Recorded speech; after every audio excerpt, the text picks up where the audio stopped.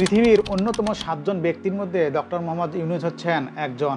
আমাদের এই নোবেলজয়ী ডক্টর মোহাম্মদ ইউনূসের জীবনী অন্তর্ভুক্ত হয়েছে কানাডা এবং জাপানের মাধ্যমিক বিদ্যালয়গুলোতে।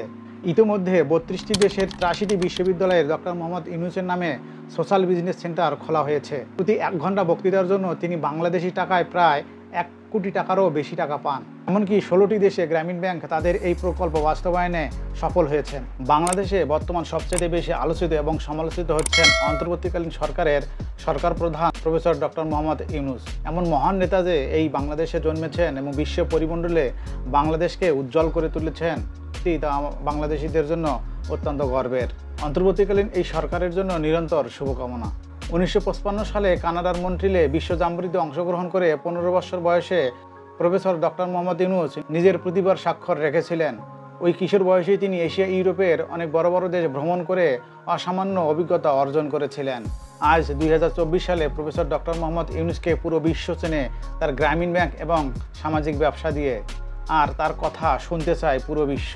ডক্টর মোহাম্মদ ইউনূস 1940 সালের 28 জুন চট্টগ্রামের হাটহাজারী উপজেলার বাথুয়া গ্রামে জন্মগ্রহণ করেন। তার বাবার নাম হাজী দোলা মিয়া সওদাগর এবং মাতার নাম সুফিয়া খাতুন। ডক্টর মোহাম্মদ ইউনূসের সহধর্মিণীর নাম আফরোজা ইউনূস। তাদের 2টি কন্যা সন্তান। আফরোজা ইউনূসও ছিলেন ব্যক্তিগত জীবনে বিশ্ববিদ্যালয়ের শিক্ষক। ডক্টর মোহাম্মদ ইউনূসের প্রথম স্কুল হচ্ছে মহাজান ফকিরের স্কুল। এরপর তিনি চট্টগ্রাম কলেজিয়েট স্কুলে ভর্তি হন।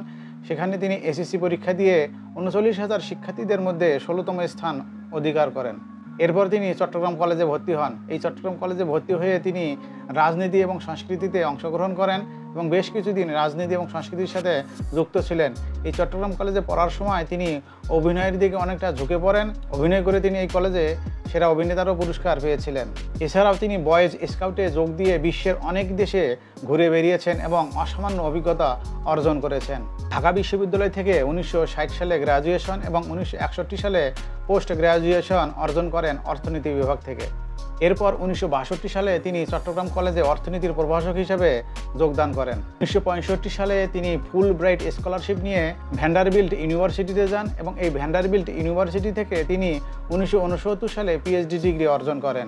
1969 সাল থেকে 1972 সাল পর্যন্ত তিনি যুক্তরাষ্ট্রের মেডেল টেনেসি ইউনিভার্সিটিতে অ্যাসিস্ট্যান্ট প্রফেসর হিসেবে কর্মরত ছিলেন এবং বাংলাদেশের মুক্তিযুদ্ধ চলাকালীন সময়ে তিনি সেখান থেকে এই কমিটি গঠন করেন। ইউএস সরকারকে কনভিন্স করার চেষ্টা করেন যে পাকিস্তানকে সামরিক সহায়তা না দেওয়ার। বিদেশে সফল ক্যারিয়ার থাকা সত্ত্বেও প্রফেসর ডক্টর মোহাম্মদ ইউনূস দেশে ফিরে আসেন দেশের মানুষের ভালোবাসায়, দেশের প্রতি ভালোবাসার টানে। মুক্তিযুদ্ধের পর দেশে ফিরে এসে তিনি দেশের মানুষের জন্য কাজ করেন।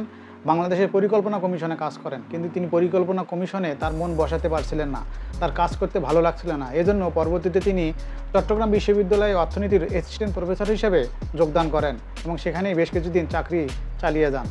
এর কিছুদিন পর তিনি তার সহধর্মিণী আফরোজা ইউনূসকে বিবাহ করেন। প্রফেসর ইউনূস যখন এই দেশে অবস্থান করছিলেন তখন 1974 সালে ভয়াবহ দুর্ভিক্ষ হয়। তার চোখের সামনে দেশের মানুষের দুঃখ দুর্দশা দেখে তিনি অবাক হয়ে যান। তখন থেকেই তার মননের মধ্যে এই দেশের মানুষের জন্য দরদ কাজ করে। এজন্য তিনি এই দেশের মানুষের জন্য কিছু করতে চান, এই দেশের মানুষের ভাগ্য বদলের জন্য তিনি কিছু করতে চান। এজন্য 1975 সালে তিনি তেভাগা খামার প্রতিষ্ঠা করেন। কিন্তু বাংলাদেশ সরকার পরবর্তীতে প্যাকেজ ইনপুট প্রোগ্রাম হিসেবে বাংলাদেশ সরকারের অধীনে নিয়ে নেয়। এরপর ডক্টর মোহাম্মদ ইউনূস দেশের মানুষের জন্য আরও কিছু করার চেষ্টা করেন। তার এই বদলেতে তিনি 1976 সালে 42 জন মহিলার মাঝে $27 ঋণ দেন। এভাবেই তার ঋণ কার্যক্রম চলতেছিল। তারপর তিনি 1983 সালে গ্রামীণ ব্যাংক প্রতিষ্ঠা করেন। যদিও 1976 সালে গ্রামীণ ব্যাংকের কার্যক্রম শুরু হয়, কিন্তু পরবর্তীতে 1983 সালে এটি একটি বৈধ স্বতন্ত্র ব্যাংক হিসাবে যাত্রা শুরু করে। গরিবের ভাগ্য উন্নয়নের জন্য গ্রামীণ ব্যাংকের এই মডেল বিশ্বের অনেক দেশেই চালু আছে। এমনকি 16টি দেশে গ্রামীণ ব্যাংক তাদের এই প্রকল্প বাস্তবায়নে সফল হয়েছেন। এরপর গ্রামীণ ব্যাংকের এই মডেল এবং সামাজিক ব্যবসার এই মডেল বিশ্বে ছড়িয়ে পড়ে। এর বদৌলতে তিনি 2006 সালে শান্তিতে নোবেল পুরস্কার লাভ করেন। এরপর ডক্টর মোহাম্মদ ইউনূস হয়ে পড়েন খুবই ব্যস্ত একজন মানুষ, কারণ বিশ্বের অনেক দেশ থেকে তার কাছে প্রপোজ আসতে থাকে বিভিন্ন অনুষ্ঠানে বক্তৃতা দেওয়ার জন্য। কিন্তু ডক্টর মোহাম্মদ ইউনূস সব আবেদন গ্রহণ করলেও তিনি সবগুলোতে অংশগ্রহণ করার সুযোগ হয়ে ওঠে না তার। কিন্তু প্রত্যেকটি চিঠির তিনি উত্তর প্রদান করেন। বিশ্বের অনেক নামি দামি বিশ্ববিদ্যালয় থেকেও তার কাছে অনেক আমন্ত্রণপত্র আসে। ডক্টর মোহাম্মদ ইউনূস বিশ্বের বিভিন্ন দেশে এই যে বক্তৃতা প্রদান করে থাকেন, প্রতি 1 ঘন্টা বক্তৃতার জন্য তিনি বাংলাদেশি টাকায় প্রায় 1 কোটি টাকারও বেশি টাকা পান এবং এই টাকা তার অ্যাকাউন্টে যখন নিয়ে নেন তিনি পরবর্তীতে তিনি বিভিন্ন দাতব্য প্রতিষ্ঠানের নামে, তার ইউনিট সেন্টারের নামে তিনি তা দিয়ে দেন। ইতিমধ্যে 32টি দেশের 83টি বিশ্ববিদ্যালয়ের ডক্টর মোহাম্মদ ইউনূসের নামে সোশ্যাল বিজনেস সেন্টার খোলা হয়েছে। সামাজিক ব্যবসার উপর কোর্স চালু হয়েছে বিভিন্ন প্রতিষ্ঠানে। আমাদের এই নোবেলজয়ী ডক্টর মোহাম্মদ ইউনূসের জীবনী অন্তর্ভুক্ত হয়েছে কানাডা এবং জাপানের মাধ্যমিক বিদ্যালয়গুলোতে। এইসব মাধ্যমিক বিদ্যালয়ে ডক্টর মোহাম্মদ ইউনূসের জীবনী পড়ানো হয়। তিনি কিভাবে ছোট থেকে একদম জিরো থেকে নোবেল পুরস্কার লাভ করলেন, এইসব বিষয়ে সেখানে পুঙ্খানুপুঙ্খভাবে আলোচনা করা হয়। পৃথিবীর অন্যতম 7 জন ব্যক্তির মধ্যে ডক্টর মোহাম্মদ ইউনূস হচ্ছেন একজন, যিনি একসাথে 3টি পুরস্কার পেয়েছেন।